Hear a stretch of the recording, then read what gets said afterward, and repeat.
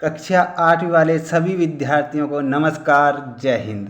तो आपके लिए आ चुका है हिंदी विषय का त्रैमासिक पेपर आपकी स्क्रीन के सामने, जो आपकी त्रैमासिक एग्ज़ाम में काफ़ी महत्वपूर्ण साबित होने वाला है। कैसा साबित होने वाला है?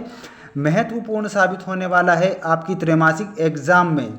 तो इसलिए वीडियो को अंत तक जरूर देखना, क्योंकि इस वीडियो के माध्यम से आपके 4 या 5 नंबर कन्फर्म होने वाले हैं। कन्फर्म होने वाले हैं आपकी त्रैमासिक एग्ज़ाम में। तो इसलिए वीडियो को अंत तक देखेंगे, वीडियो को अंत तक आप देखेंगे। आइए शुरुआत करते हैं अपने पहले प्रश्न से। जानकारी के लिए साथियों मैं आपको बता दूं, अगर आप चैनल पर नए हैं तो जल्दी से जल्दी चैनल को सब्सक्राइब कर लीजिए, क्योंकि इस चैनल के माध्यम से आपको सारी की सारी जानकारी रियल जानकारी बताई जाएगी। किसी भी प्रकार से फेक वीडियो नहीं बताए जाएंगे। तो इसलिए आप जल्दी से जल्दी चैनल को सब्सक्राइब कर लीजिए। आइए चलते हैं अब हम अपने पहले प्रश्न की ओर। क्वेश्चन नंबर फर्स्ट आपसे जो पूछा गया है वो पूछा गया है प्रतिदिन शब्द में कौन सा समास है। आपसे पूछा क्या गया है? प्रतिदिन शब्द में आपको समास बताना रहेगा। प्रतिदिन शब्द में कौन सा समास है? तत्पुरुष समास, अव्ययी भाव समास, द्वंद्व समास या फिर कर्मधारय समास। तो इसमें जो आपको करेक्ट आंसर बताना होगा ऑप्शन नंबर बी, अव्ययी भाव समास। प्रतिदिन में कौन सा समास है? तो वो है अव्ययी भाव समास। जहाँ पर आपको उपसर्ग दिख जाए वहाँ पर कौन सा समास लगाना है? अव्ययी भाव समास लगा देना है, क्योंकि प्रतिदिन में कौन सा उपसर्ग है? प्रति उपसर्ग है, इसलिए कौन सा समास आएगा? अव्ययी भाव समास आपका करेक्ट आंसर होगा। दिगंबर शब्द का संधि विच्छेद कीजिए। वेरी मोस्ट इंपॉर्टेंट प्रश्न।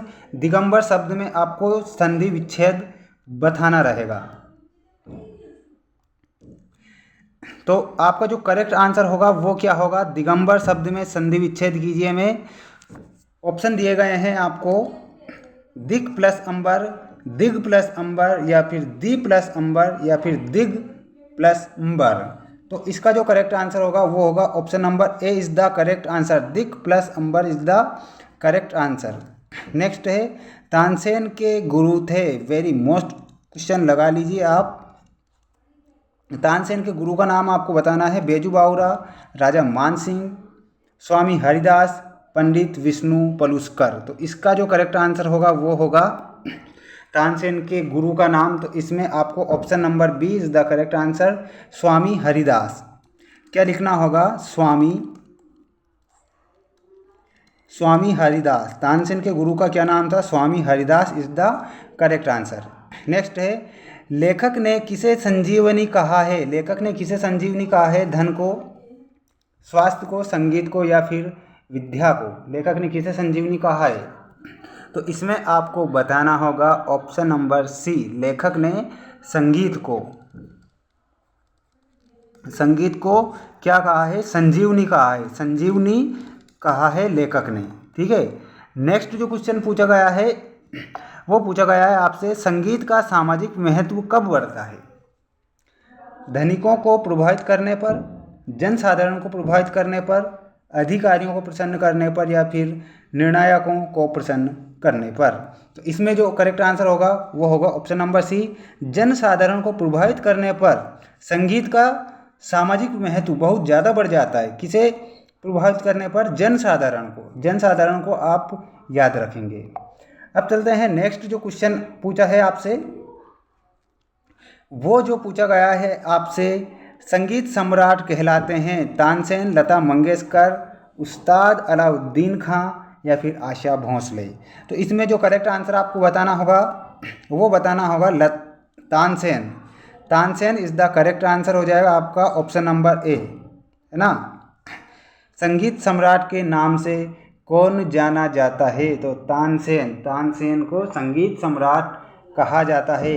और लता मंगेशकर को भारत रत्न प्राप्त हुआ था। कौन सा रत्न प्राप्त हुआ था? भारत का सर्वोच्च नागरिक सम्मान भारत रत्न से भी सम्मानित हुई थी। कौन? लता मंगेशकर। ये सुर गायिका थी, बहुत ही अच्छा भजन गाती थी, सुर गायिका, है ना। ये भी कहा जाता है कि लता मंगेशकर के कंठ में स्वयं माता सरस्वती विराजमान रहती थी। नेक्स्ट जो क्वेश्चन पूछा गया है, प्रख्यात संतूर वादक थे अलाउद्दीन खां, कुमार गंधर्व, तानसेन या फिर बिस्मिल्लाह खां। तो इसका जो करेक्ट आंसर आपको बताना होगा ऑप्शन नंबर ए, अलाउद्दीन खां। प्रख्यात संतूर वादक कौन थे? तो वो थे अलाउद्दीन खां। आप इस क्वेश्चन पर वेरी मोस्ट लगा लीजिए। इत्यादि शब्द में कौन सी संधि है? संधि आपको बताना रहेगा इत्यादि शब्द में कौन सी संधि है? तो इसमें आपको बताना होगा स्वर संधि। Option number B is the correct answer. ठीक है, अब चलते हैं नेक्स्ट क्वेश्चन पर। वो आ चुका है आपकी स्क्रीन के सामने। देखिए क्वेश्चन आपसे क्या पूछा गया है, भारत रत्न लता मंगेशकर को स्वर कोकिला क्यों कहा जाता है? वेरी मोस्ट क्वेश्चन है, इसे भी आप वेरी मोस्ट लगा लीजिए क्योंकि ये आपकी त्रैमासिक एग्जाम में छप चुका है। ठीक है, भारत रत्न लता मंगेशकर को स्वर कोकिला क्यों कहा जाता है? क्यों कहा जाता है? क्योंकि ये अभी मैंने आपको बताया था कि ये सुरीली गायिका थी।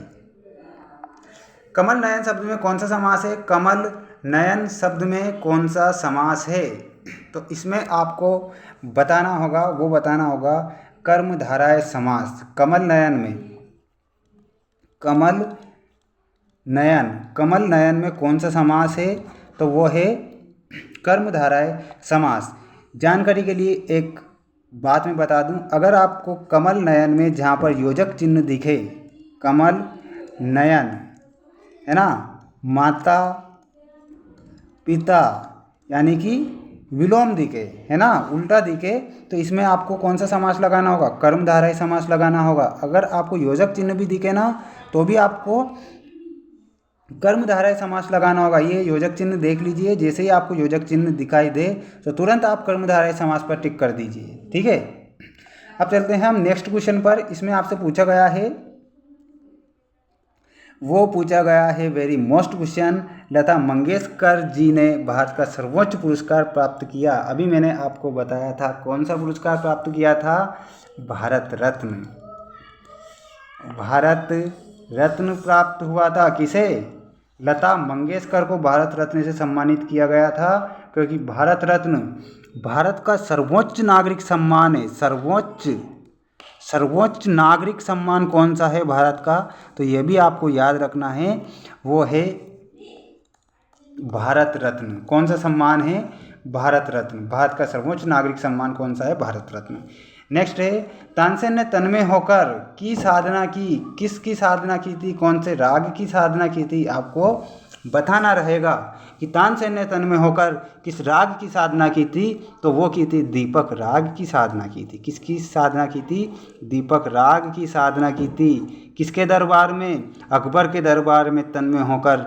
जैसे ही तानसेन ने दीपक राग की साधना की तो वैसे ही वहाँ पर सारे दिए जल उठे थे। ऐसा उनका राग था, इसीलिए तानसेन को क्या कहा जाता है?